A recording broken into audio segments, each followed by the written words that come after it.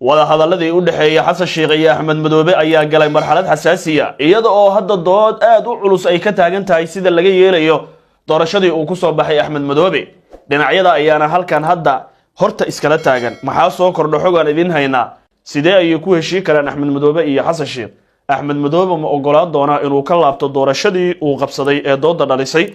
mana ogolaad doona inuu la mid noqdo Axmed waa cari guulaawe qorqor iyo sidoo kale lafta gareen aragtidaada noo reeb fariintan meel gaarsiin halkan ku soo biir aynu ku bilowna saaxiibayaal wada hadallo ayaa dhowrkii maalmood ee la soo dhaafay u socday madaxweyne Xasan Sheikh Maxamuud iyo madaxweynaha Jubbaland Axmed Maxamed Islaam Axmed Madoobe wada hadalladan u dhaxeeya labada dhinac ayaa hadda galay marxalad xasaasi ah iyadoo magaalada Kismaayo loo asteeyay inay noqoto goobta kulanka ee la filayo inuu ka dhaco sida ila xog ogaala ay muujinayaan madaxtooyada Soomaaliya ayaa hadda diiradda saaraysa safar uu madaxweynaha Soomaaliya ku tagi doono magaalada Kismaayo si loo soo afjaro khilaafka dabada dheeraaday ee u dhaxeeya Axmed Madoobe iyo sidoo kale dawladda dhexe wada hadalladan ayaa markii hore waxa soo jeedisay filla Soomaaliya iyadoo waa dalalka dariska loo maray dalabka in labada dhinac la isu keeno Imaaraadka Carabta ayaa si gaar ah ugu lug yeeshay gogol xarka kulanka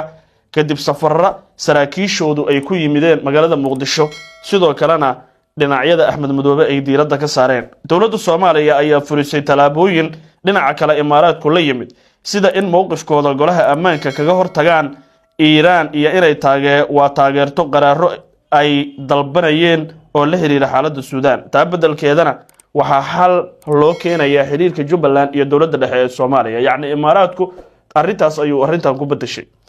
wada hadalladaasi waxay horseedeen isfaham cusub qodobada lagu heshiiyay waxa kamid ah in xiriirka caadi loo soo celiyo safarada magaalooyinka dib loo furo lana qaado xanibaadda saarna mashaariicda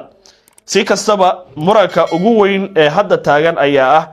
madaxweyne Xasan Sheikh Maxamuud waxa uu diyaar u yahay inuu aqbalo sii joogitaanka Axmed Madoobe balse waxa uu ku adkeysanayaa in laga noqdo doorashadii muranka dhalisay ee October 2024 dhacday Xasan Sheikh raalli ayuu ka yahay sii joogista Axmed Madoobe laakiin wuxuu rabaa in uu la mid noqdo qorqor lafta garan iyo ragaas oo kale isla markaana uu doorasho sugo doorashadii October 24 dhacdana waxba kaba jiraan laga dhigo miiska waxa saaran laba ikhtiyaar muddo kordhin ku meel gaar ah oo 2 sano ah ama inuu sii joogo xukunka doorasho la'aan Axmed Madoobe ayaa dhakiisa ku doodaya in arrimaha Jubbaland ay iyagu go'aan ka leeyihiin isla markaana dawladdu ay qaadato mas'uuliyadda qaladaadkii hore oo ay ku jiraan dagaalkii Raas Kambooni madaxweyne Xasan Sheikh ayaa markii hore qorsheeyay inuu Kismaayo tago 15 bishan balse Axmed Madoobe ayaa ka cududaartay socdaalkana waxa hadda la qorsheeyay dhamaadka bisha hadii aanay wax isbedelin iyadoo magaalada Kismaayo ay isku diyaarinayso qaabilaadda mucaaradka oo iyaguna raba inay halka dhawaan tagaan si kastaba mucaaradka ayaa wali aan haysan ogolaashiyo ay ku tagaan magaalada Kismaayo waxaana ku horgudboon ama ku horgudban cussi oo halka u dirsada madaxweyne Xasan Sheikh oo loo